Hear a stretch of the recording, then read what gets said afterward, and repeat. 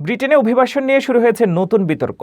প্রধানমন্ত্রী কিয়ার স্টারমারের সরকার বিদেশি কর্মীদের স্থায়ীভাবে বসবাসের বা ইনডেফিনিট লিভ টু রিমেইন পাওয়ার সময়সীমা 5 বছর থেকে বাড়িয়ে 15 বছর করার পরিকল্পনা করছে। বিশেষ করে কেয়ার হোম বা বয়স্ক সেবা খাতে নিয়োজিত কর্মীদের উপরে এর প্রভাব হবে সবচেয়ে ভয়াবহ।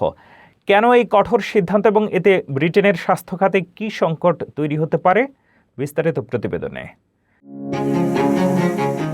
যুক্তরাজ্যে বসবাসরত হাজার হাজার অভিবাসী কেয়ার ওয়ার্কার বা সেবাকর্মীদের জন্য এক চরম দুঃসংবাদ নিয়ে এসেছে ব্রিটিশ সরকার। স্থায়ীভাবে বসবাসের অনুমতি বা ILR পাওয়ার নিয়ম 5 বছর থেকে বাড়িয়ে 15 বছর করার পরিকল্পনা করছে প্রধানমন্ত্রী কিয়ার স্টারমারের প্রশাসন।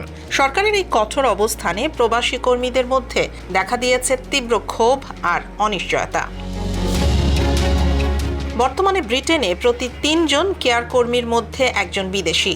বর্তমান নিয়ম অনুযায়ী টানা 5 বছর কাজ করলে স্থায়ী বসবাসের আবেদন করা যায়, কিন্তু নতুন প্রস্তাবনা অনুযায়ী এখন থেকে কর্মীদের দীর্ঘ 15 বছর অপেক্ষা করতে হতে পারে।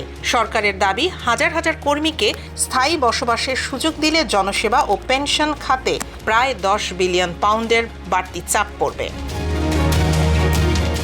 তবে বিশ্লেষকরা বলছেন এই সিদ্ধান্ত হিতে বিপরীত হতে পারে। অস্ট্রেলিয়া বা কানাডার মতো দেশগুলো যেখানে মাত্র 2 থেকে 3 বছরে স্থায়ী বসবাসের সুযোগ দিচ্ছে, সেখানে 15 বছরের দীর্ঘ প্রতীক্ষা ব্রিটেনের আকর্ষণ কমিয়ে দেবে। ইতিমধ্যে অনেক দক্ষ কর্মী ব্রিটেন ছেড়ে অন্য দেশে চলে যাওয়ার পরিকল্পনা শুরু করেছেন। এদিকে ব্রিটেনের কেয়ার হোমগুলোতে বর্তমানে তীব্র কর্মী সংকট চলছে। স্থানীয় ব্রিটিশরা এই খাতে কাজ করতে আগ্রহী না হওয়ায় বিদেশি কর্মীরাই ছিল প্রধান ভরসা। এই নতুন নিয়ম কার্যকর হলে কেয়ার হোমগুলো কর্মী শূন্য হয়ে পড়বে এবং এর সরাসরি প্রভাব পড়বে দেশটির ন্যাশনাল হেলথ সার্ভিস বা NHS এর ওপর। অভিবাসন কমাতে সরকারের এই কঠোর অবস্থান কি শেষ পর্যন্ত ব্রিটেনের স্বাস্থ্য ও সেবা খাতকে ধ্বংসের মুখে ঠেলে দেবে, নাকি স্থানীয়দের কর্মসংস্থান বাড়াবে, তা নিয়ে চলছে বিতর্ক।